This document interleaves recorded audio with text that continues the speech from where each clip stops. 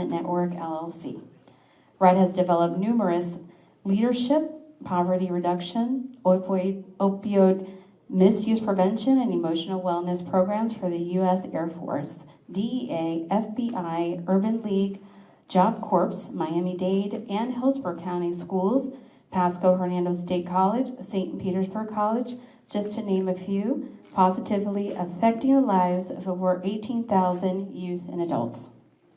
ROD hosts 3 weekly podcasts, one for faith and community leaders focused on faith and mental health, one nationally for veterans focused on faith, PTSD, and VA compensation and pension, and one for 18 to 25-year-old men focused on mindset, emotional wellness, finances, and relationships. He is married to Valerie Nicole. They have 3 children and 7 grandchildren, and he is also a proud member of Omega Psi Phi Fraternity, Inc., and 100 Black Men of Tampa Bay. Let's welcome Rod Cunningham.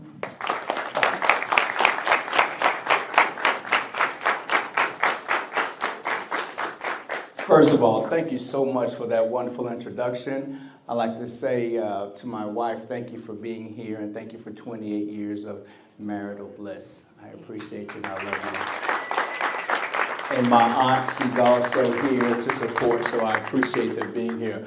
Well, good, is it morning or afternoon? Morning. Well, good morning. It's beautiful to see your faces out here this morning. I am glad that you're here, and we're going to go ahead and get started. By the way, that is me. I had hair 7 months ago. And so I had to switch it up a little bit. So, you know, when you shave your head, then you have to grow a beard. You grow a beard, then you have to do some push-ups. Right? So I had to change the whole little game. Now my wife got me wearing sneakers and jackets, and you know, she dressed me, by the way, so there you go.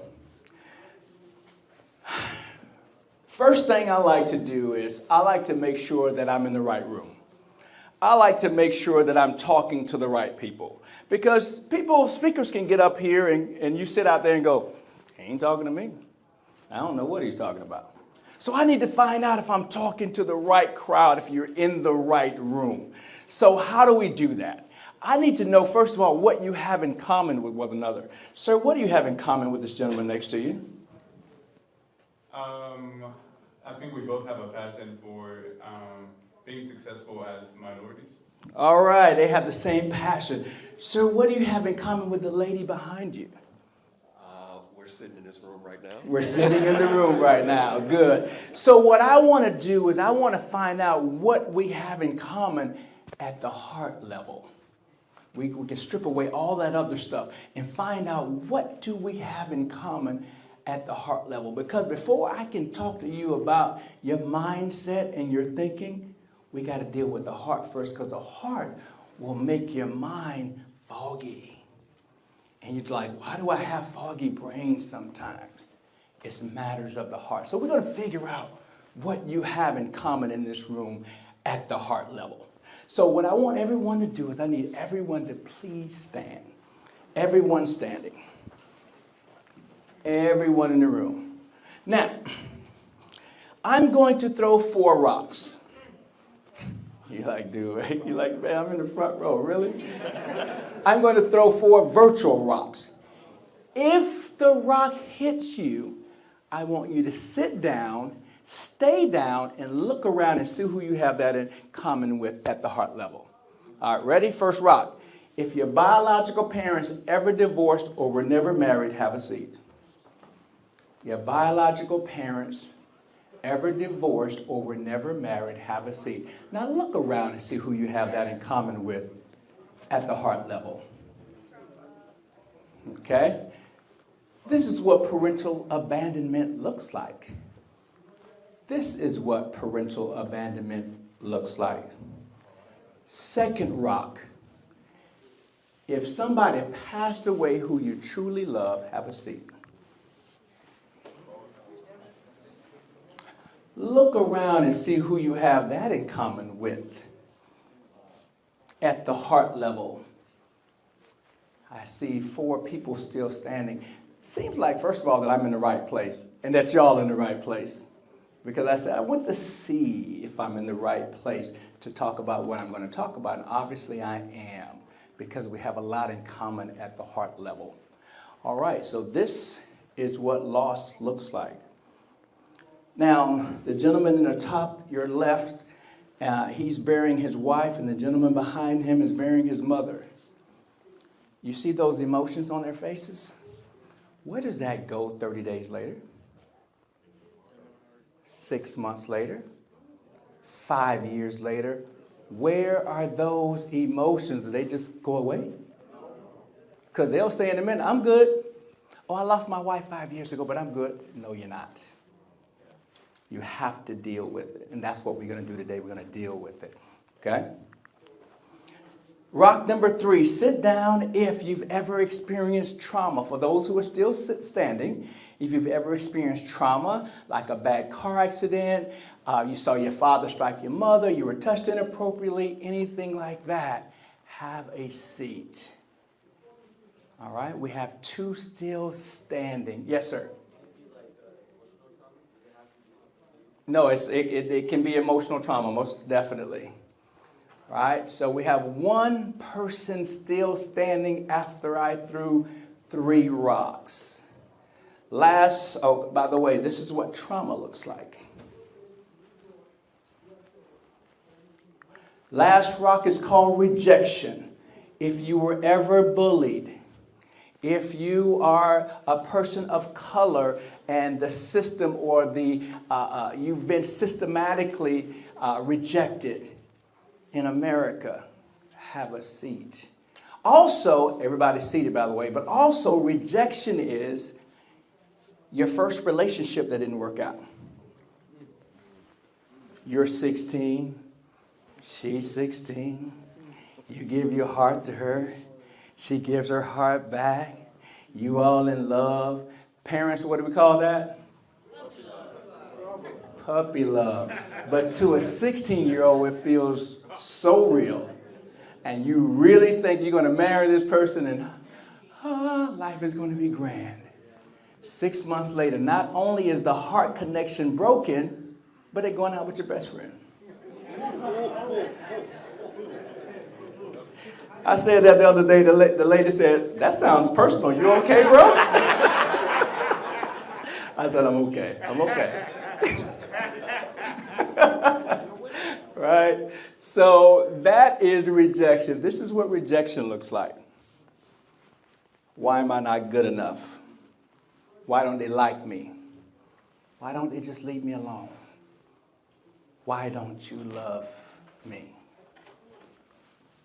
So what I just showed you were the 4 areas that causes emotional pain or decline. Now, I like to look, well, first of all, there's a warning at the bottom of those 4 things: parental abandonment, loss of a loved one, trauma, and rejection. The warning says, unresolved, any of these areas can lead to a lifetime of stress, anger, anxiety, or depression. A lifetime if you don't do something about it. I want you to think about it, and I need your attention right now with what I'm about to say. So if you're writing, I need you to stop writing. You might even want to pull out your cameras and record what I'm getting ready to say, because you're going to be able to use this. It's going to be a big deal. It's going to make so much sense.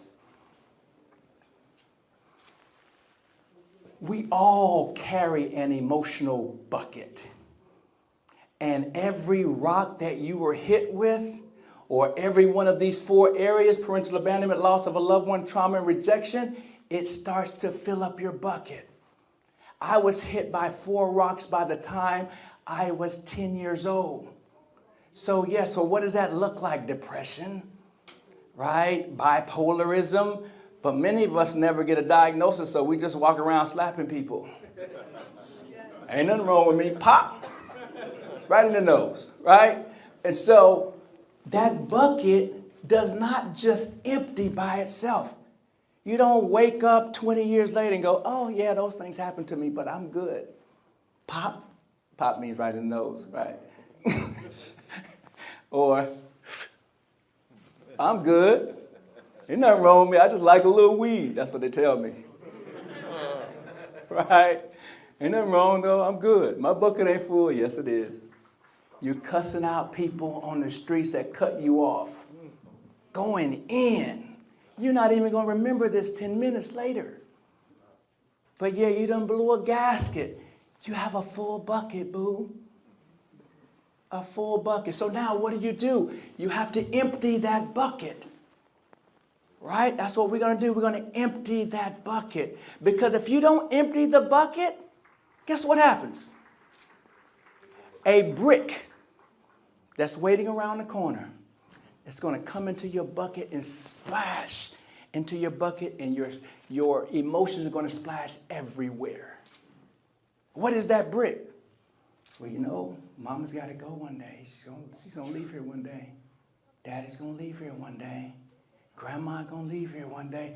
That may be the brick that goes into your full bucket. I want you to understand that suicide is not a one-off event. Suicide is a full bucket with the brick that came in and you said, I just can't do this no more. I can't. I'm done. I was 46 years old when my mom passed away. My mom had me at the age of 15. I grew up in the projects in Jacksonville, Florida. Duval. Right? So my mom had me at the age of 15. My biological father died before I was born, 2 weeks before I was born, racing cars. My mom got remarried. I was about 2. She was 17. He was 24. He was very abusive. I used to see him throw her against the table and break the kitchen table. And then when I walked outside to tell my little friend, why are you crying? Because my daddy beat my mama. Then the neighbor hears it, and she goes and tells my mama. And my mama beats me and says, what goes on in the house? Man, y'all ain't got no whoopings too? And so that's what we're dealing with. So we don't talk. We let it stay all in the house. We can't say anything. What would they think of us? So a lot of us are walking around hurting, and we never emptied our bucket. So we're going to empty that bucket today, all right? So what negative choices do you make when you're highly stressed? She's smoking weed, by the way. What negative choices do you make when you're highly stressed? So since we have a lot of young people in here, for my older people who raised their hand, I want to know what you did when you were 21. So don't tell me what you do now. Oh, yeah, I pray. I read the Bible. You do that now, but you was when you were 21. Let's talk about it, right? Let's be open about it. All right? We have come a long way, us distinguished gentlemen, but we weren't always distinguished. All right? So, somebody tell me, what did you do when you were highly stressed at 21, sir? Yeah, when I was 21, I was doing a lot of drinking and womanizing. Drinking and womanizing. Did you know that cheating is a mental health issue? What? Cheating. If you cheat on someone, what you're doing is saying, I know I'm 30, but my dad died when I was 10, and I really miss him, and it's been 20 years, and you're like, get over it. Are you still talking about your dad? Fine. My dad. And you're like, come right here. Right here, lay your head right here. Right? So people start seeking comfort in other women just like they do alcohol or drugs, or other men just like they do with alcohol or drugs. So that's why cheating is a mental health issue. You empty the bucket, they have no need to go for comfort. They have no need to seek out someone else to give them that comfort. Right? Yes, sir. What did you do at 21? Drinking and hanging out on the corner with the homeboys. Because y'all understand me, right? We go way back. Yes, ma'am. I picked up a habit of smoking Smoking cigarettes. What were you smoking? Black and Mild. Black and Miles. Okay. So we picked up that smoking as that habit of stress. You know how you stress out? Give me a cigarette. Somebody, give me a drink. Give me a cigarette. Give me something. Yes, sir. Overeating. Yes. Yes, you know, chips and chocolate. Just give me some chips and chocolate. I'm just dealing with something right now. Right? Yes. Isolation, shutting down, shutting out. If you do that as you get older and your teenage daughter's like, Daddy, and right now Daddy's shutting down. Well, I'm going to go to Bobo. He won't shut me out. Hey, Bobo. Well, girl, I'll be your daddy. Call me daddy. Because your daddy been shutting you out. I know, I understand. So y'all be careful with the shutdown. I mean, I know people shut down and go, well, I ain't bothering nobody. But you're not loving on your children like they need, and they're going to go out and find it somewhere else. Yes, ma'am. Oh, you? Anger issues. Anger. So what do? Do you punch pillows, punch people, the wall? I mostly like to scream at them, like, Scream, yell. Okay, so let's go to the list. Let's go to the list. Go shopping or overspending. Right? We call that retail therapy. And my wife is over there like, do not tell that story about retail therapy. I'm going to tell it, y'all. I'm going to tell it. One day my wife, her frequency was real low. And she was just like, babe, it's just one of those days. And she was moping around the house with a low frequency of about a 4. And I'm going to talk about frequency later. Like all day. Around 4 o'clock, she came in. She says, honey, because I work from home. Honey, I just want you to, can you just take me out? Let's go to get some dinner and maybe, you know, sit at the beach or something. And I said, okay, I can do that. And then a lady from her favorite store texts her that her purse was in. And she says, honey, my purse is here. Don't you want to buy this for me? And I said, yeah, baby, I'll take it. And she jumped up and did her hair, and we were on the way. I'm like, what just happened? Retail therapy. She felt so much better when her purse came in. All right? So that's a real thing. I saw it in my own eyes. Some people hit people. Excessive video gaming. Go to sleep. Cry or isolate yourself. Drink alcohol. Yell, scream, and curse. Listen to explicit music. Eat junk food. Hang out with the wrong crowd. Pornography. Go to the bar, the club, or the casino. Steal or take things that don't belong to you. Smoke marijuana or cigarettes. Gossip. Or cheat on your significant other. This is what people do with the full bucket. When their bucket is full and then you add another stressor on top of that, that's what they go to. Right? So don't fire a person with a full bucket because that could be very destructive for them. I can't believe you fired me. Give me some weed. Right? Real talk. So the big domino here is high stress. We got to empty our buckets so that we can make good, positive choices for our lives. No matter a man's past, his future is spotless. No matter what you did yesterday, all the shenanigans you pulled, everything you did yesterday, today, you can wipe all of that away and you have a spotless future to be and do whatever you want to do in this life and contribute. So how do we empty this bucket? Right? How do we eliminate the stress in our lives and manage it? It's a mindset shift. We should be waking up every day like this. Beautiful day. It's like being on a frequency of a 10. Again, I'm going to explain frequency a little later. One good idea or one good decision can change your life forever. Just one good idea. I had a good idea. I'm going to join the Air Force. 30 years later, here I am. Right? There are 3 positive ways to interrupt negative thoughts. What do I mean by negative thoughts? When people hurt us, we get triggered through our senses. So, for instance, let's say that somebody fired you. Right? Because what I want you to understand is that those 4 areas that broke your heart, those 4 rocks you were hit with, the reason it hurts so much is because you can't control it. You have no control of your parents breaking up. You have no control of trauma or losing someone you love. You have no control over it. And that's why it hurts. So it's like a door that stays open. Our brains are constantly looking to close things out. That doesn't make sense. Why would you do that to me? I would never do that to you. It doesn't make sense. Help it make sense to me so I can close it out, so I can get past it. And so what happens is we have all these little doors that are open in our brains, 40 different doors that we can be triggered on at any time. A smell, a taste, right? Anything, something you heard. It reminds you of the guy that fired you, and now you're mad.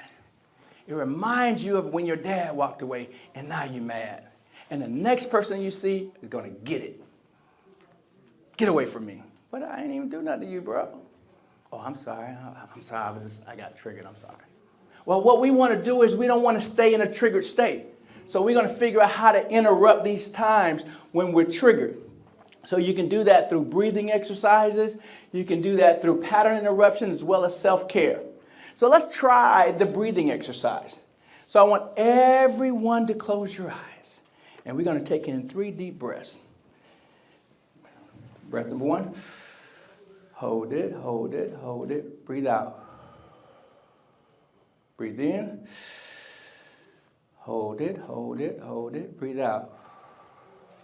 Last one, really deep. Breathe in. Hold it, hold it, hold it. Breathe out.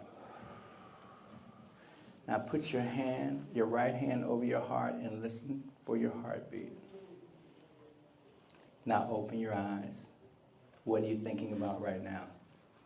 Nothing, exactly. That is the idea. You just cleared the cache in your head. If you deal with any type of test anxiety, at that time you can take the test. So when you get in and you sit down and you're ready to take that test and all this stuff is going on in your head, just do those 3 deep breaths, clear the cache. You know how you hit the little button on the website and you have the whole website comes back? Yeah, you're going to refresh.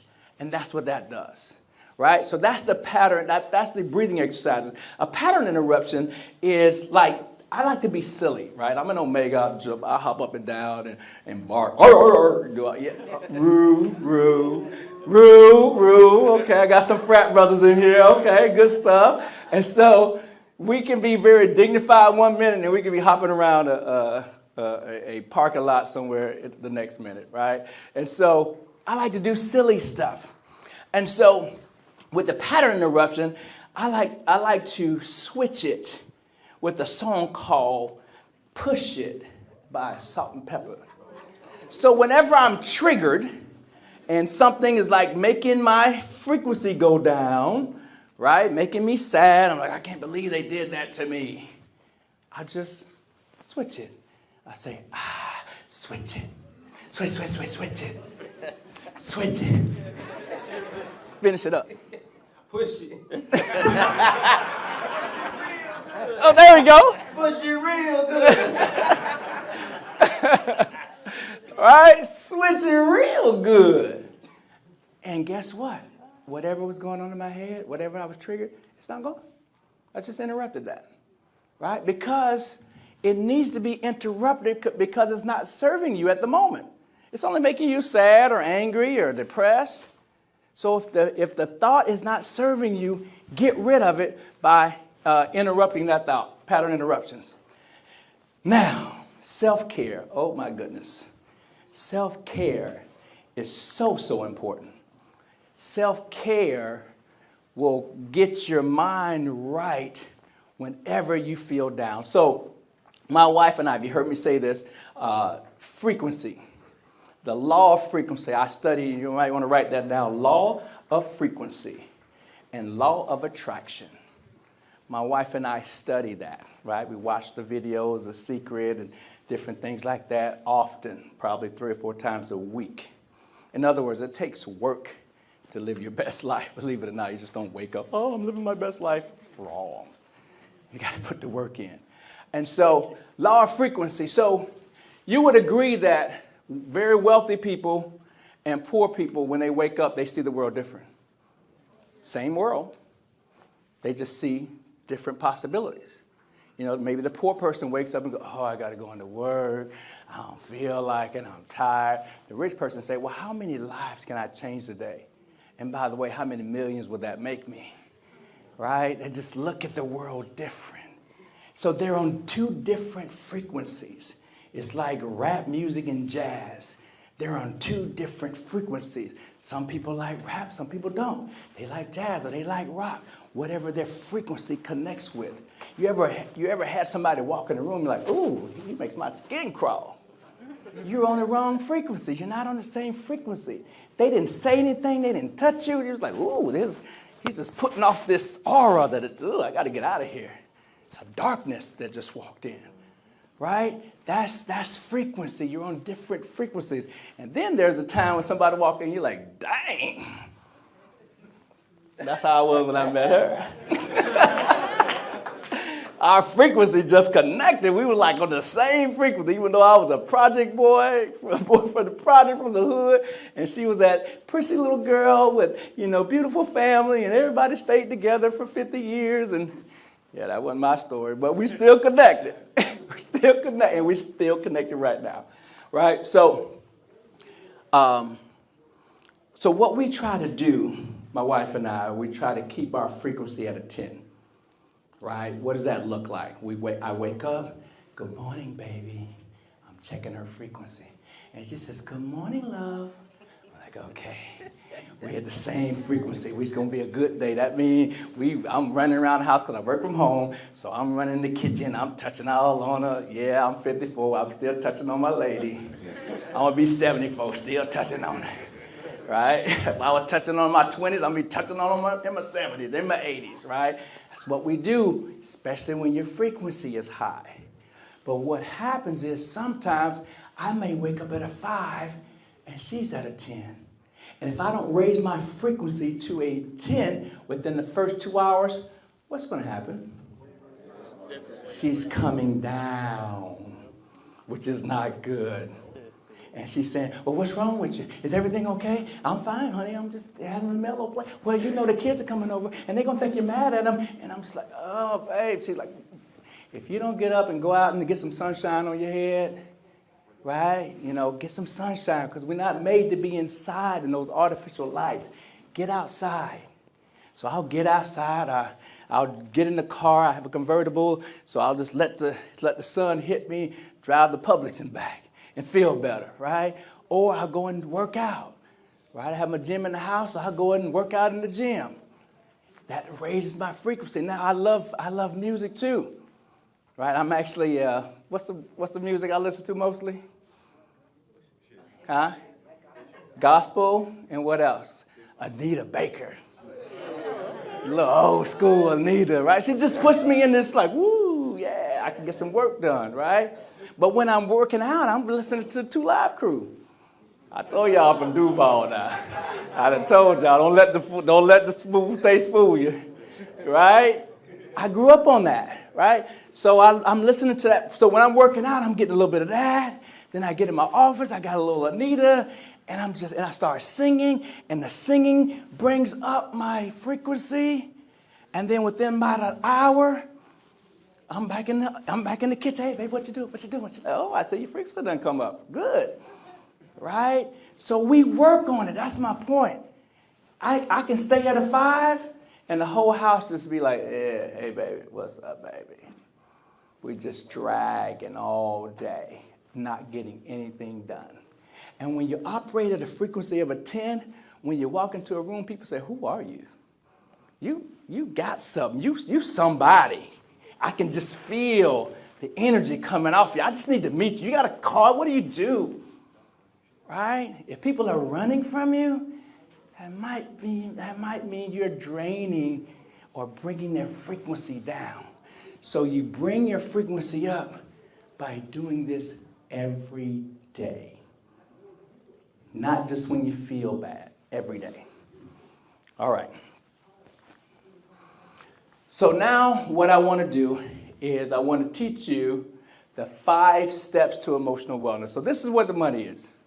This is where the money is. You need to learn the 5 steps to emotional wellness. These are the 5 spigots that we're going to put in our buckets and drain that bucket. so that when the brick comes in, and that brick, again, for you new people, a brick represents the death of a loved one, like mom or grandma. If that comes into your already full emotional bucket, it's going to splash your emotions everywhere, and you may even have suicidal thoughts. Okay, so we don't want that, so we want to drain the bucket, so when the brick comes in, it comes into an empty bucket. And it just rattles around, and then eventually we'll drain that out. Make sense? All right, so here we go. This is what we're going to do. The first one, the first spigot to drain your bucket, you got to deal with your spirituality. You got to figure out who you are that is good at the core. Even when you do stupid and silly stuff and make poor choices, there's still a good person in the center of who you are. We want to focus in on that. And so spirituality is not religion. It's a one-on-one relationship with you and God. And if you don't believe in God, then you and the universe. Whatever you believe in, there's a book. Go read it. Right? But you got to get connected and get centered with your maker. All right, so number 2 is forgiveness. Now, this one y'all going to have a hard time with, I know. Mr. Cunningham, I can't. You don't know what they did to me. You don't know what he did to me. You don't know what she did to me. You have to forgive everybody that's ever hurt you in your entire life. You are walking around with this full bucket and your back is bent right now. And until you forgive people, you're never going to be able to stand tall. And you go, I don't know why, this week I worked 5 days, but really like 3 of them, I ain't really do nothing. I had 15 things on my list. I only did 2. I don't know why I'm like this. I don't know what's going on. I just can't get going. Right? So we have to forgive people. And once we forgive them, we stand a little taller. So I actually wrote 2 books over here that my wife is so graciously selling for me today. And in those books, it gives you the letters, exactly what letters to write and the wording to use so that you can finally shed that stuff. Now, I need you to understand that. So let's say it's your father. He walked away, and he's not in your life, and he raised a whole other family, across town, across the world, got you all mad, and they got my daddy, and all this kind of stuff, right? I ain't got him. Even when I do see him, he's looking at them. I got it, right? I know this story very well. And so, even though you forgive your father, but because you're still living in it, right? Sometimes you have to get restoration. So you have to have a conversation. You can forgive by yourself. But when you still are experiencing it, it's time for a conversation. And you cannot back down from the conversation. Well, he know I'm here. He know he should reach out to me. The phone works both ways, boo. Bro. The phone works both ways. Pick up the phone. You need his love just as much as he needs your love. Pick up the phone. Say, Pops, we need to talk. Some things that have been bothering me, we need to talk. And I just have to get this out. I ain't trying to disrespect you. I understand you're living your life, but I'm trying to live mine, and I'm frustrated. And it keeps coming back to you. Well, boy, I ain't do all that. You got to let all that go. Pops, I hear you. Some of y'all laughing. You're like, either you said it or you had it said to you. I did what I had to do at the time. Little man. Pops, I ain't little man no more. I'm 40. Right? You don't even know me no more. Since you left me and Mom when I was 15, you still think I'm 15, Pops? Yes. Yeah, don't get fired. Don't get fired up. Just come get the books. Well, I got you. Don't get fired up. Just come get the books. We got you, okay? Because I know I'm getting some people triggered up in here, right? Woo, okay. All right, I got it. I'm with you. I know this story. I'm around men a lot, especially in my fraternity, between my fraternity and 100 black men. We have these conversations. We have them on my podcast, right? How men are not there for their children, but they're serving the entire neighborhood. They got youth groups and all this kind of stuff. That's them feeling guilty. I had them tell me, but bro, you right. I feel guilty by not being able to connect with my son, so I help these other 15 kids in my neighborhood through my youth group. Heard it. I know what you're talking about. I know how you feel. So we got to fix it, though. We got to reconcile. I think I went a little too deep on that because the lady back here got fired up, and I felt the need to go there. Yes, go ahead, sir. Does that letter work for if you've already lost someone that you want to? Very good point. So he's saying, and I don't know if you're saying this exactly, but sometimes you're angry at your father, then he passes away. And you're like, okay, what am I going to do with this pain that I'm feeling? What am I going to do with this? It is in the letter, a deceased father, a deceased parent, and how to write that letter so that you can get that closure you need. So that is in the book as well. Okay? Any other questions before I move on? Yes, sir. So when you forgive, like, example, like your father, right, and then he's like doing like the exact same things over and over, like you have a conversation and everything, and then he keeps going. Like, what do you do? So great question. He says you forgive your dad, and he still does the exact same thing. He got a full bucket, y'all. That's part of what I want you to understand. Not only am I talking about your bucket, but I'm talking about your mama's bucket, your daddy's bucket, your auntie and your uncle's bucket. Right? It's full, so they're going to act a certain way. So your dad may be in a depressed state, right? And so he don't really know how to reach out, or he feels like he's let you down, and so I'll just wait for you to call. And then the other kids who are just like him normally, they will call, and he'll say, well, my other kids call, but y'all don't call, so y'all just deal with what y'all got to deal with. Y'all call me when y'all ready. That's what he says, right? You'll reach out when you're ready, but you're angry, all of those kind of things. But he's broken. He's broken. He didn't come to this kind of presentation to understand what's going on and what broken. And so now his breaking is breaking you, and then guess what? You'll mess around and get depressed and break your child.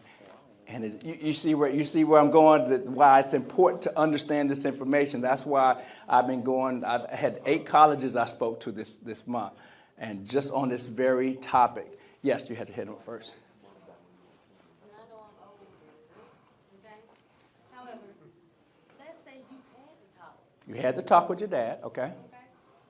But you still can't forgive because you have made concessions Okay. as an adult to, come visit. Well, I found out who my biological dad was when I was 23, 24. I was already married, and, but I've made those steps and have traveled far to, Right. to do these things.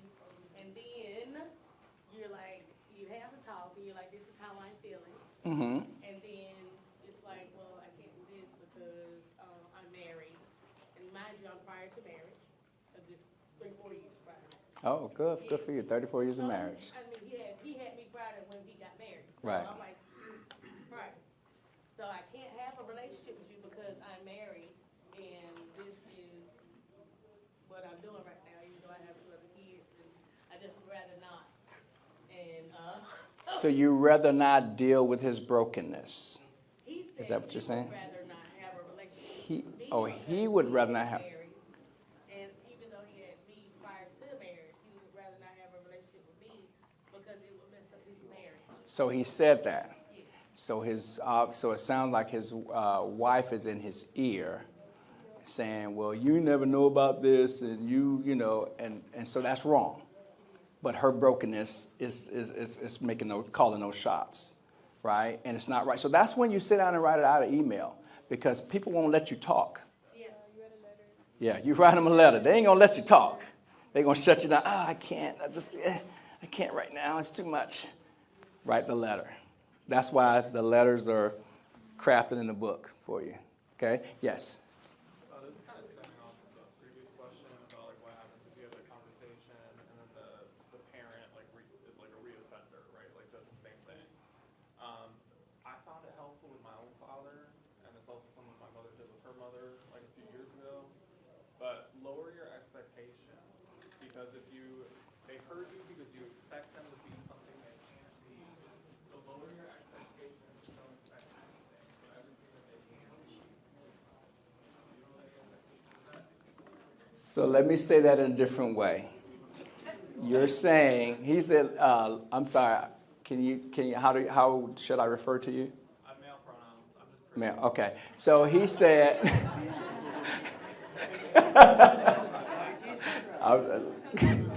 he said, lower your expectations for your parents. So I would take that and say, accept them for who they are. Everybody's not perfect. Neither are you, right? And I tell you that most of the time we have the hardest time with our fathers who have an introverted engineering personality. He doesn't talk, don't say a whole lot. He stays in his head. He doesn't. That's the ones who we really struggle with, because when he was in his 20s, he was too busy in his head trying to figure out how to make a living with his talent, his sports talent, his drawing, his music, his whatever that was he was trying to deal with in his 20s when he made you. And then he turned 30, met the woman of his dreams. They making $300,000-$400,000 a year, going on trips all over the world. And his 10-year-old son going, Pops, what about me? I said, y'all living a life over there, but what about me? So what we have to do is not lower our expectations, but we have to accept them for who they are. We have to accept them. So the apple, if you're looking at an apple, you can complain about the apple. You can say the apple has this weird little stem. You can say it has too many seeds in it, but it's still going to be the apple. Once you decide that that apple is perfect in your brain, then all of a sudden you're going to say, oh, this is a beautiful apple. And the apple never changed. You did. You changed how you viewed it. So change how you view your father or your mother or your uncle or whoever hurt you. Change how you view them, and then they'll automatically change, even though they didn't do anything different. Because what you're doing is you're taking control of your life. You're not letting the outside world control the inside. You are controlling the world around you. So when someone's just like a parent or whatever, it's like, you need to be, okay, Mom, I hear you. Okay, what did you do? Okay, Mom, I heard you. All right. And can you get this? Oh, yeah, Mom, I'll take care of that. Anything else, Mom? Now, why you always, nobody want to do all this stuff. Right? You're now taking control, even though you're respecting your mother, your father's wishes. You're now taking control. Okay, roger that. Yeah, I'll take care of it. Son, I need you to do. Okay, Mom, got it. Okay, Dad, yeah, no problem. But what we do is we get frustrated.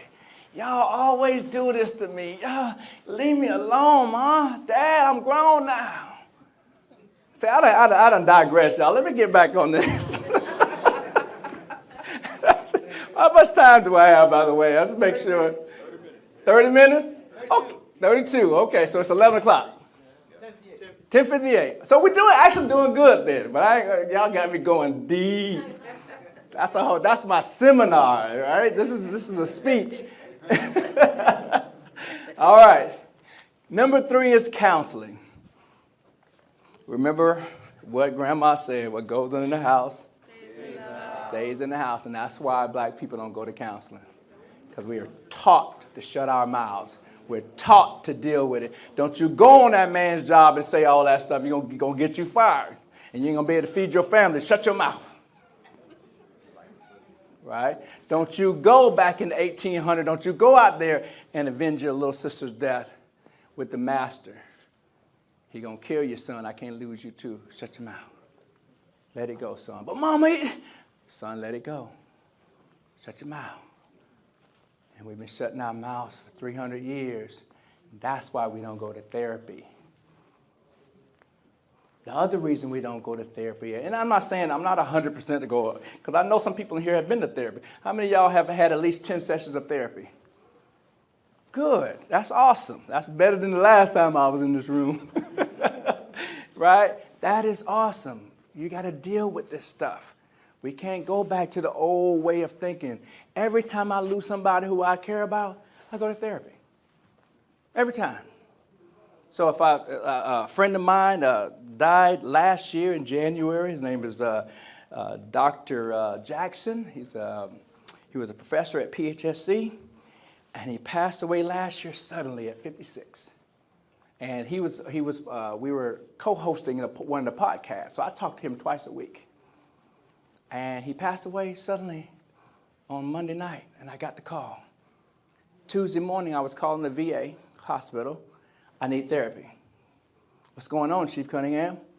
Well, I just lost a good friend, and I know it's gonna bother me, and I need to deal with it right now. I need to empty my bucket now before I punch somebody in the face, right? Or before I end up on the couch with my blue blanket on, left hand in potato chips, right hand on the remote control, and I can't tell you what I've been watching. It's been watching me. Depression sets in. So you empty your bucket as soon as you experience something negative in your life like that. So I don't play with my mental health. You're like, well, it seemed like you were perfected. No, I need somebody to tell me what I got going on in my head right now. Well, Chief Cunningham, sounds like your heart and your head is clashing, and that's when your emotion starts to come out. Because your heart is saying, but I just talked to him 2 days ago. Then your head is saying, but that's what death is. It's final. It comes very quickly. It's not always announced. And so now my head and my heart are battling. This is what my therapist is telling me. I'm like, yeah, that makes sense. Yeah, I'm feeling better now. And I'll do maybe one more session, and then I'm good. And then 4 months later, I lose a good friend from the military. I'm back in therapy again. That time, I think I needed one, and I was good. And then I used to be the vice president of the Urban League in Pinellas County in St. Pete. And the president is my fraternity brother, and he passed away suddenly. And so I'm back in counseling again. 1 or 2 sessions, then I'm good. I just don't play with it. My family expects me to always be on, not sitting in the corner with my blue blanket on, sipping on some cognac, right? With a cigar, whatever. That's not my thing. My thing is just simply, get the chips and chocolate or some ice cream and the remote control, right? But at some point, I got to rip that blue blanket off. I got to stop the story that I'm telling myself in my head that, everything happened so bad to me. I don't know, my life is just so terrible. I have to stop telling myself that and tell myself, or if I can't think of it, have somebody in your corner like a spouse that tells you you are a king. And God put you on this earth to change the world. And you're like, yeah, baby, that's right. I'm a king. Sometimes we have to be reminded. Yes, ma'am. So sometimes for African American young people, they don't have the access to counseling because of, maybe the lack of resources or something like that. So what would be an alternative? Could they confide in someone just to talk? Because I find talking about something or writing something would be a little therapy. So what would you suggest as an alternative if it's not an affordable? Go talk to the pastor, what we've been doing for 300 years. Just go talk to pastor. Pastor, I'm just dealing with some stuff, Pastor. We need to talk. Go ahead. Yeah, but, sometimes it's best when you talk to someone you don't know and know you personally. Okay. So say I'm not in church. Okay. Just say that. Okay. What's an option? So an option for you is there's a community, like for instance, most of you are all in college. That's why you're here, right? So for the college folks, you have counseling that's offered for free on your campuses. Especially now, everybody recognizes that mental health is huge, right? You guys, this is my 4th time speaking. You guys are my biggest crowd, right? Mental health is huge. And I've been talking about mental health every time, and then finally it actually made the schedule because we got to deal with our mental health, right? And so the colleges have free counseling. Community you can look it up sometime or go to some of your community organizations like the Urban League. They can point you to free counseling. But stop using your friends and family as your counselor. It's not fair to them, right? You're dumping on them, and so they want to be your friend. But every time they always got to be your counselor. And it's just not fair, so go get your therapist so that you and your friend can really enjoy each other, and that person doesn't have to be your therapist. I'll bring the book up to him real fast. The Ultimate Mental Health Journal for Black Men. This is one of those things where you can't get somebody fast. As you can see, I've been using it. And so it's valuable. Journaling, writing, walking through your thoughts is a valuable way of doing it. I'm just one of the, Did you say journaling? right into it. Right? Notebook, though, but yeah. Yes, sir. You said before that when you lost a couple of friends and you went to therapy a few times, how do you know that you are good? So it depends on. He wants to know if you've lost somebody. How do you know when you're good? When you're like, okay, I just needed 1 or 2 sessions and I'm good. Normally, if you can get back to your normal activities. So whatever you normally do, for me, I'm at my computer 8 to 10 hours a day sometimes, right? And so if I can't sit at that computer, I ain't good. If I got to be on the couch and take breaks, every 2 hours, I'm not good. So I want to be, back into my old self again. That's how you know. And then you listen for the people who care about you. If some people look at you and go, baby, you need to go see somebody. You're looking sad. Your frequency is way down. I need you to get your frequency up, right? I know you just lost your cousin, and I need you to go talk to somebody. That's how you know. Does that make sense? All right? So journaling or art, right? Write a book, write a poem. Pressure make a pipe burst, and if we hold all this stuff in, we will eventually burst. So it's important that we go ahead and write. And if you just like to draw, you can actually, draw or paint a picture of your life. Okay? All right, before I give you the last one, I need you to pull out your phones. I need you to pull out your phones and go to this QR code and take a quick survey. It'll take you 60 seconds.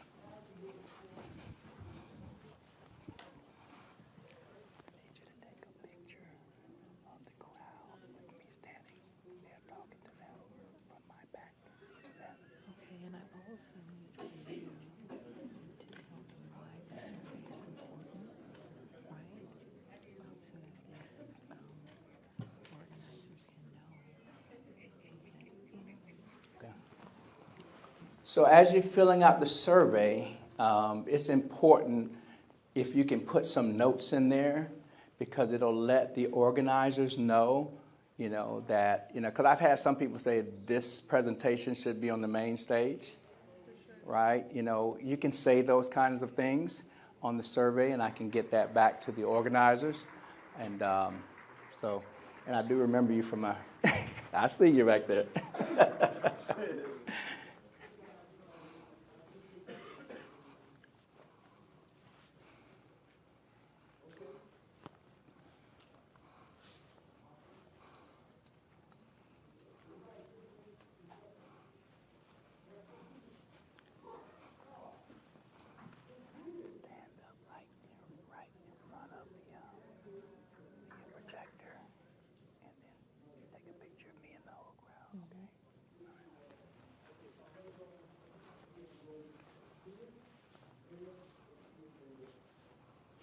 Yes.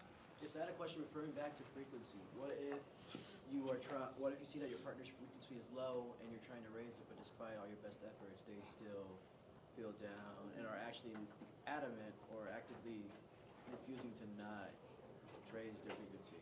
So the question is, what happens when you have a partner that just refuses all of this stuff that we're talking about? They refuse to raise their frequency. They refuse to do the work, right? They just like being sad. Look, I told you when I met you that, there's about twice a week, I'm just going to get in my little space and I'm just going to go in my room and I won't come out for 4 hours and just leave me be.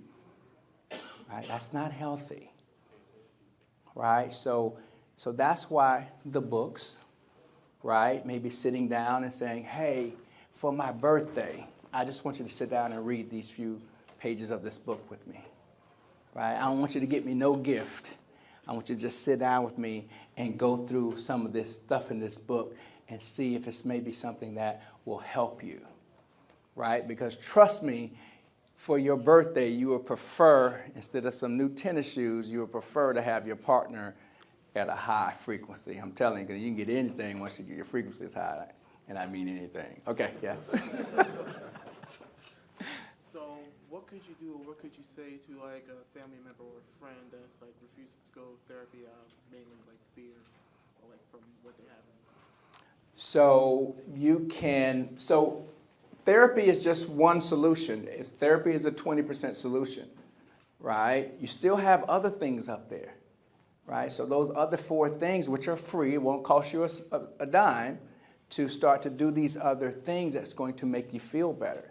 So you can start there, you know, even the reminder of self-care. You know, hey, why don't you, what do you do that makes you just come alive? For my wife, it's listening to T.D. Jakes or Joel Osteen or Bishop Bronner out of Atlanta putting it on the TV and listening to those sermons. And she's like, her whole spirit everything just rises up when she hears a good word, right? And I'll say to her, honey, have you heard a word today? You might want to turn on Bishop. Yes. If I go back to step 2, you talk about that forgiveness, right? And if I did something to someone and I have to ask this person to forgive me, if this person doesn't choose to forgive me, what should I do? Okay, so he's asking, what if, talking about forgiveness. So what happens if he did something to someone else? And he said, will you please forgive me? And maybe he or she doesn't forgive you. What do you do, right? I always tell people that whenever you fall in love, they fell in love with you for a reason. Somewhere down the line you change. Just go back to who you used to be. Right? If you were happy-go-lucky, y'all were going to the beach, y'all were taking trips, and then you stop, and you messed up, you better go back to the basics and let them fall back in love with you again. And I used to do that in our marriage. We'd be at our fifth year marriage or 6th year. She's like, honey, I'm just not feeling the marriage right now. You're just not the same person. I said, okay, I'm an action kind of guy. I'm going to go back to basics. That meant I had to go back to Victoria's Secrets. Spend a little money there, like I did when I met her.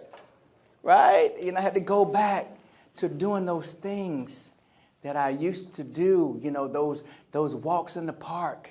We would go over to this beautiful campus here called University of Tampa, and we would just walk around and hold hands in the beginning. Hey, it's time to go back over there again. Let's go out to the beach and take some cards out to the beach, some 3x5 cards, and write down, no matter what, we will stay together. We will, raise our grandchildren or support our grandchildren. Our kids don't like us saying raise our grandchildren. Dad, we can raise our own children. Okay, son, support the grandchildren then. Yes, ma'am. Yes, sir. I'm sorry. What do you say, what can you suggest to those who may have a hard time trusting a therapist? So I want you to understand, when you go to a therapist, my therapist is a white female, by the way. Okay, so I'm not expecting my therapist to understand the struggle. Right? That's not what I'm going for. I mean, if you're going for somebody to understand the struggle, then you might want to get a black therapist. But that's not everybody's case, okay? So when you go to a therapist, they understand our thoughts. And they're just going to help us kind of guide us through that. And then we'll go, oh, that makes sense. Now all of a sudden we're not so offended like we were when we walked in by the person who hurt us. we're not so guarded, we're not, so that's what happens. They're just kind of there to relax us a little bit and allow us to get it out. That's the other thing, so we're not holding it in. Yes, ma'am. Going back to step 2, what if the problem is you can't forgive yourself for something you did? Okay, so what if you did something and you can't forgive yourself? Well, how long do you want to pay for that? You already paid for it, so you got to let that go. I did this. It was terrible. I did some things. Terrible, but I had to forgive myself. I had to ask my wife for forgiveness. I had to ask my children for forgiveness. And I had to ask myself for forgiveness. And then I'm like, okay, I done paid for that. Oh, did I pay for it? Right? I paid for it. So now let's move on. That is not who I am at the core of who I am. That was a poor choice that I made. Okay, so yes, you have to forgive. And that's in the book too. How to forgive yourself. Not that I'm trying to sell books, but I ain't got but 5 minutes. Yes. Yeah, I just wanted to say thank you again for pointing to, the professional aspect of seeing a therapist. There is a distinct difference between somebody you trust and your therapist. And Yes. it is as much an art as it is a science. The way that therapists practice is also research-based. They're going to give you so much more information. It's systemic. What you explained in terms of, I think you said your father died in a racing accident Yes. 2 weeks before you were born. Yes. So, like the science and epigenetics and how trauma passes through the placenta into the body from what our mothers and our grandmothers have gone through shows up in our lives. And sometimes it didn't happen to us, but it's passed down to us. And we don't even know it exists like that. A therapist is going to help you find that. Amen. Cover that. Your friend, your mama, your cousin, them, probably ain't going to help you find that. It's good to talk to, but that's the difference. Do we have any therapists in the room? Please stand. Please stand. Give them a hand, by the way. Please stand. Stand up. Stand up, therapists. Come on. Stand up.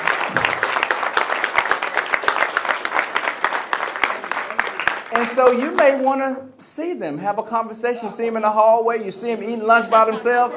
Go sit down and eat some lunch. Now, keep in mind, I am not a therapist. I am a life coach. Therapy helps you deal with your past. I help you craft a better future. Okay, so when you sit with me, we're talking about your faith, your family, your finances, your fitness, your friendships, your fun, and your frequency. And I'm teaching you how to find balance in all of those. But I will help you identify what you need to be talking about with your therapist. But you go talk about that with your therapist. Right? Your dad died when you were 10. Now you're 50. Okay, that 10-year-old boy is still in there saying, hey, I just want to talk about my dad. Physically, you're 50. Emotionally, you're 10. Now go and let the therapist grow you up. All right? Number 5, purpose. Purpose has nothing to do with you and everything to do with why is somebody else's life better because I live? That's purpose, right? What does that look like? That could be, tutoring kids, working with seniors, coach youth sports, feed the homeless. What we don't realize is when we give of ourselves, it makes us feel better about our own mental health, right? That's why teachers do the work that they do and have to put up with y'all, right? Teacher, y'all seen what the teachers in high school and middle school put up with. They're doing that because that's their purpose. That's actually helping their mental health, believe it or not, because they're giving back to other people, all right? So here I just basically break down that you have the 4 areas that cause emotional pain and the 5 steps to emotional wellness, or the 5 spigots, right? And so, but every time something on the left happens, if it happens tomorrow, I'm going through all 5 steps again. Every time you experience parental abandonment, loss of a loved one, trauma, or rejection, you got to go through all 5 steps once again. Okay? Change your routine and you will change your mindset and you will change your life. So now we'll talk about mindset in about 1 minute. You got to change your mindset by changing your routine. When I wake up in the morning, I have a routine, right? My wife and I, we get on the floor, we pray. Then I give her some sugar, and then I go into my office. Now I'm going to pull up my vision board where I actually have colored pictures of what my life will look like in 10 years. The house, the cars, the relationships, the big stages that I want to speak on. All of that is on my vision board, and I'm looking at it, and I actually feel like I already have it. So I'm doing a vision board thing. I'm doing the affirmations, right? So I'm, like I said, I pray, do my affirmation, and then I go work out. Mind, body, spirit. That's what I do every day. So I change my routine to make sure that I'm going to have a great day. I'm making sure, not just guessing, I hope the day is going to be a great day. When I do this, I'm energized. I know I'm going to have a great day. Now, let me say something about visualizations real quick. It's important for you to sit down in the morning in your quiet space, close your eyes, and visualize a perfect life in the next 20 years. And make sure everybody who you visualize is 20 years older. So if I got a 6-year-old grandson, he's 26. And he's running my business. So if he's running my business, I don't let his parents talk to him crazy, like, you mess with my CEO now, stop that, right? Because I visualize the future, so that makes me act as such right now as if it's already happening, or I'm planning for it. So visualize your life and do it every day. What does your life look like? I'm 54, I can visualize myself 20 years from today and tell you what everything is going to look like, right? So that's why that's very important. Body, do your exercise, limit your sugar. Y'all need to stop all that cookies and ice cream and all that stuff y'all be eating, talking about, I don't know why my belly look like this. Yes, you do. Yes, you do. All right? Get rid of all that sugar. Drink a lot of water and take your vitamins, all right? And I mentioned the law of attraction and the law of frequency. The Secret, I watch that movie probably twice a week. Okay, it changes my mindset because I have so much negative stuff I have to get over from my childhood that I have to put new stuff in my brain every day to offset all the ugly from the past, from the childhood. All right, any questions? I got 5 minutes of questions. I got a question. Yes. Where would you learn or look into the law of frequency and attraction? So the book called The Secret. There's also a guy named Bob Proctor. He recently passed away, but he's got videos all out on YouTube. So Bob Proctor and the movie The Secret is on. You can find it on YouTube, so you don't have to pay to watch it. And then there's another one called Beyond the Secret. Those Bob Proctor, Beyond the Secret, and The Secret. You'll learn about frequency. You'll learn about law of attraction. And when you get on that road, you understand how to make that change in your life, exactly what to do. Because when you leave here, you're going to remember about 50% of what I said, maybe 40. But when you become a student of it, then that's when your life begins to change. Yes? Statement of question, sir. So you just said, and I apologize again. Okay, we'll come back to you. No. Oh. So what do you do when you have your thoughts and your vision, and you want to protect those from certain people? How do you protect your vision from certain people? What God has for you is for you. So when you put it out there and you think somebody's going to steal it, that's the wrong energy. Is that what you're talking about? Like kill it, like try to kill it, like try to bring it. Oh, try to kill it. Yeah. Well, we have to remember that when God gives us a vision for our lives, He didn't give that to her. So she's going to say, what you talking about? You going to do what? You going to be a doctor? You going to be a surgeon? What? No, you can't do that. How would she know? She doesn't know what God has planted in you. So nobody can come along, not even your spouse, and steal that unless you let them steal it. But when God implants it into you, that He gave you that vision, not the other person, right? But if you can clearly articulate that vision to the people you love, then they can ride right beside you and say, I'm going to help you get that vision, baby, because you're so smart. You're a king. You're a queen, right? That's what you want. Somebody supports you, right? And so, does that answer your question? Okay. Yes. Dallas College, you mentioned 3 ways to get your mind off the negative Mhm. My question is, what if the problem is reoccurring and you can't change your mindset to forget about it and you're forced to complete it? What do you do in that instance? So the problem is reoccurring. Is it a person? Like you go to work and your boss is always on you? Yeah, something like that. So you can understand that your boss has a bucket that is probably full and maybe develop some compassion for them, right? Like, okay, he gonna come in here, he gonna say this, he gonna do that, and he gonna tell me he need it now. Okay, I'll just give it to him now. Okay, and you stick your chest out and you take control. Okay, yeah, no problem, boss. Anything else you need? Yeah, I'll take care of that. But if we start on this, you're letting the other person win. You're letting the outside world control your inside world. You are in control. You and God, you got this thing called life. You cannot let the outside world control your inside world. So you have, during the studying the stuff that I've been talking about, the secret, the law of attraction, it teaches you that you are in control, you and God, and you push out what you want to happen today. Not wait for things out there to happen that will now control your emotions. You don't want to do that. Yes. How many? Hi. Think and Grow Rich by Napoleon Hill. That's just a classic. If you really want to become a student and then a master of mindset, Think and Grow Rich is a wonderful place to gain knowledge from that. And marrying somebody with some sense. That's important. I'm trying to tell y'all. I got one hand way back here, and I'll come back up. Yes? Can you just clarify pattern interruption? I know you mentioned something about a song or something. Yeah, switch it. Remember I was doing all this? Yeah.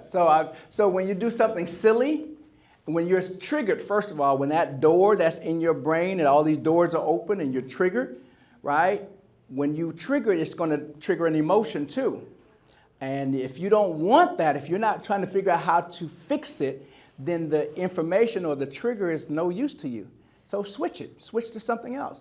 So when you do something silly, it'll take that memory away, and then you can keep going. Uh-huh. Yes, sir. Mr. McCullough, professor? Yes. Just to Yes. piggyback off Mrs. Cunningham, there's also a Think and Grow Rich, a black choice by Dennis Kimbrough, who's right at the Clark Atlanta University as well. So, and they have one for the team. They're doing a lot of different things, but it's based on the premise of Think and Grow Rich. Awesome. Thank Law you. of attraction, especially. Thank you. Yes. Okay, yes. So, Adam Phillips, Brookhaven of Dallas College. When it comes down to any physical things that hold you back, how do you basically turn that more into a strength than a weakness? So the first thing I think of is people who were born with no arms and who become millionaires.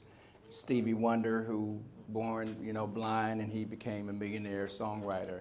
I just think of the people who have taken their handicap and built something from that, right? When I was in school, I graduated with a 2.0, and y'all in here listening to me. Just saying, right? Just saying, right? So people used to say to me, "You talk too much." Now I get paid handsomely to talk. So whatever people are picking at you about, whatever you feel is actually a deficit, that is what makes you original, and that's where you can take that to millions, as long as you're serving other people with it. So whatever your handicap is, whatever it is you're struggling with, there's probably 10 million people struggling with it too, and probably willing to pay you $200 to learn how not to struggle with it. How much is that? 2 billion? Just saying. Right? Yes. Yeah, I just wanted to share, it's just in my heart, and as you were speaking, that, there's a distinct difference between keeping peace and making peace. And a lot of us, if we don't know that the difference between the two and know how to navigate that, there's a lot of trauma that will still exist within.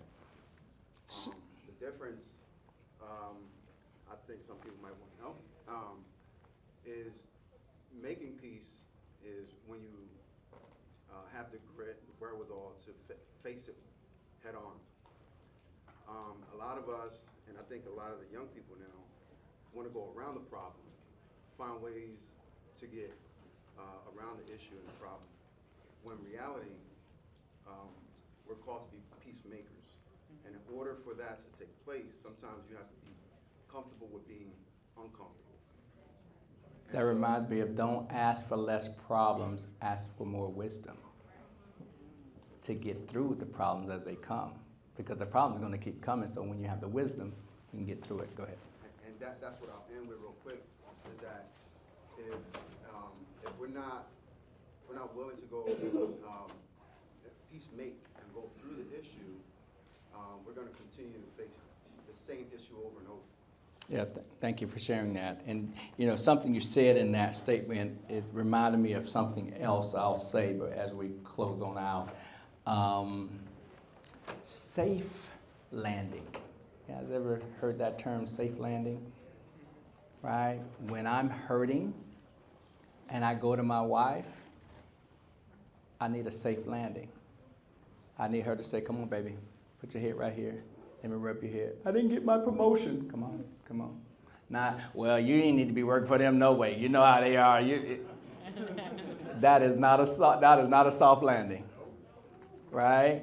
You know, I had one of my clients, his best friend passed away, and he was struggling. His best friend, he's 32, his best friend from middle school passed away a drug overdose, fentanyl overdose. And he went to see her in the hospital, and then they pulled the plug about 2 hours later. He went home, sad, and he says, babe, to his wife. And his wife said, well, you know she was on drugs. You know that's what happened, you know, fentanyl. Is that what he needed at the time? Now, maybe 2 weeks after her funeral, the wife could have gave that kind of logic, but at that moment, he needed a safe landing. Right? And so the safe landing is, baby, I don't know what you're going through, but come here. Let me just rub your head. It's going to be okay. Because when he didn't get a safe landing, guess what? He went looking for one. Luckily, he could call his mama. That's a good safe landing, right? Right? Call your mama for a safe landing. Call your coach for a safe landing, you know. But in his case, he didn't call his mama or his coach.